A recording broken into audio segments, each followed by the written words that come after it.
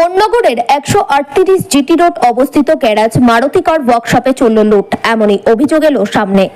এমনই অভিযোগ করলেন গ্যারেজের কর্ণধার দিলীপ জানা। তার বক্তব্য, কিছুদিন আগে এই গ্যারেজে হয় ভাঙচুর ও লক্ষাধিক টাকার জিনিসপত্র লুট। তিনি পুলিশে অভিযোগ দায়ের করেন। ঠিক কি ঘটেছিল এই গ্যারেজের কর্ণধার দিলীপ জানার কাছ থেকে জেনে নেব। নমস্কার, আমি দিলীপ জানা। আমার একটি গ্যারেজ কোন্নগর 138 জিটি রোডের উপরে। আমি এই গ্যারেজের মালিক, কর্ণধর। আমি গত 26 বছর ধরে এই গ্যারেজে কাজকর্ম করে চলেছি, যেটা আমি সমাজের পাবলিককে জব দিয়ে থাকি, কাজ করে থাকি নানান রকম গাড়ির। তো গত 29/6 রাত্রিরে এই গ্যারেজটি রাত্রির 1:30 নাগাদ সম্পূর্ণভাবে ভাঙচুর করা হয়, লুট করা হয়, ডাকাতি করা হয়। সমস্ত মালপত্র এবং সামনের গেট, মধ্যিখানের 2টি ক্লকসেবল গেট আর গোডাউন ঘরের 2টো ক্লকসেবল গেট এবং শাটার গেট এবং সমস্ত মালপত্র চুরি ডাকাতি করা হয়।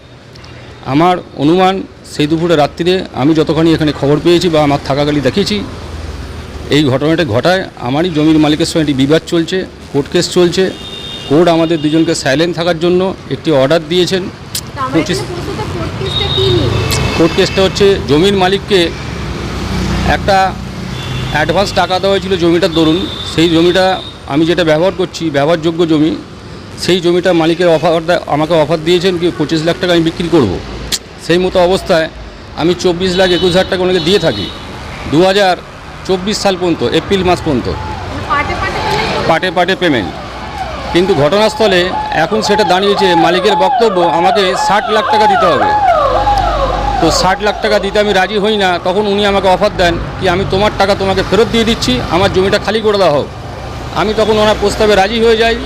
উনি আমাকে অলরেডি 7,70,000 টাকা মতন ফেরতও দিয়েছেন, আরটিজিএস করে 7,70,000 টাকা আরটিজিএস করে এনএফটি করে, আর বাকি টাকাটা দিয়ে দেবো বলে প্রতিশ্রুতি দিয়েছেন। প্রতিশ্রুতি দেওয়ার পরে আমাকে বলেছেন আপনি মালপত্র আস্তে আস্তে খুলে নিন। তো আমার যেহেতু গ্যারেজটা 2টো ফ্লোর ছিল, একটা ফ্লোর ছিল আর কি, আমি একটা ফ্লোর খুলি আর একটা ফ্লোর থেকে যায়। বাকি টাকাটা আমি পাইনি বলে এখনও পর্যন্ত আমি গ্যারেজ চালাতে থাকি। ইন দ্য মিন টাইম রাতের বেলায় এই গ্যারেজটি সম্পূর্ণভাবে ডাকাতি, লুটপাট করা হয়। হ্যাঁ, ইতিমধ্যে অবস্থায় যখন উনি টাকাটা আমাকে বাকি টাকা দেওয়ার অস্বীকার করেন, তখন একটা কোর্টে মামলা হয়। সেই কোর্ট আমাদের বোথ পার্টিকে সাইলেন্ট থাকার জন্য বলেন এবং এই জায়গাটা সম্পূর্ণভাবে, ডেটটা হচ্ছে আপনার 25/5/2024 বোথ পার্টিকে সাইলেন্ট থাকার জন্য বলা হয়। এবং কোর্ট আগামী নেক্সট ডেটটা হচ্ছে আপনার 20/9/2024। নিশ্চয়ই বোথ পার্টিকে সাইলেন্ট থাকার জন্য। তো কোর্টের মান্যতার সঙ্গে কোর্ট যখন আমাকে এই রায়টা দেয় আর কি, সেই অনুযায়ী আমি থেমে থাকি। আমি আশা করিনি কি 29/6/2024 রাতের বেলায় এরকম ডাকাতি হয়ে যায়, এরকম গণ্ডগোল হয়ে যায়, প্রবলেম হয়ে যাবে। তো এই প্রবলেমটা করার পরে আমাকে উনি, হ্যাঁ, তারপরের দিন সকালবেলায় আমি প্রশাসনকে জানাই। 30 তারিখে জানিয়েছি। একটি এফআইআর ওনার নামে করেছি, ওনাদের নামে করেছি। সেই এফআইআরটা এরকম উল্লেখ করা আছে কি আমার এই মালপত্র ডাকাতি, চুরি ডাকাতি হয়ে গেছে।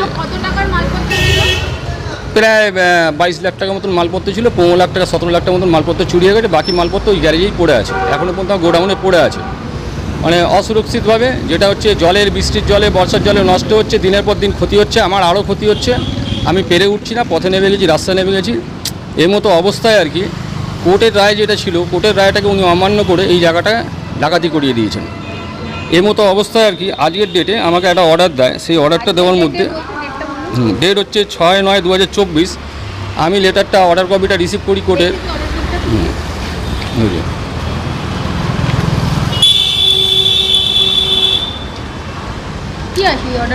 এই অর্ডারে লেখা আছে কি উনি ওনার জমিতে একটি ওয়াল তুলবেন, পাঁচিল তুলবেন, যার জন্য আমাকে কোর্ট অর্ডার দিয়েছে। Next hearing 20/9/2024। 20/9/2024 মধ্যে এই জায়গাটা ওয়াল তোলার জন্য আমার অপোনেন্ট পার্টিকে কোর্ট অর্ডার দিয়েছেন। আমি আদালতের কাছে একটি, আপনাকে যে অর্ডারটা এলো ওয়াল তুলতে হবে বলে আপনাকে খালি করতে হবে, তা এর পরিপ্রেক্ষিতে আপনার কি পদক্ষেপ থাকবে? আমি যেহেতু অর্ডারটা গতকালই পেয়েছি, আমি আজকে কোর্টের দ্বারস্থ হব। আমি যে জানাবো বিষয়টা বা বিষয়টা জানবো এটা কি করে সম্ভব, বা যদি সম্ভব হয়ে থাকে কোর্ট যেটা মান্যতা দেবে, কোর্ট যেটা অর্ডার দেবে সেটা আমাকে মেনে নিতে হবে, যেহেতু আইন বলে দেশে কিছু আছে, আর আইনটা মেনে চলাই ভালো।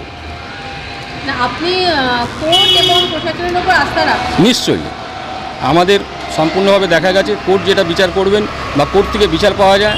আমাদের মতন ক্ষুদ্র লোক, সামান্য পরিবারের লোক, আমরা এই কাজ করে কর্ম করে খাই, তো আমরা এটাকে বিশ্বাস করি কি কোর্টের অর্ডারে কিছু একটা সুরাহা হবে।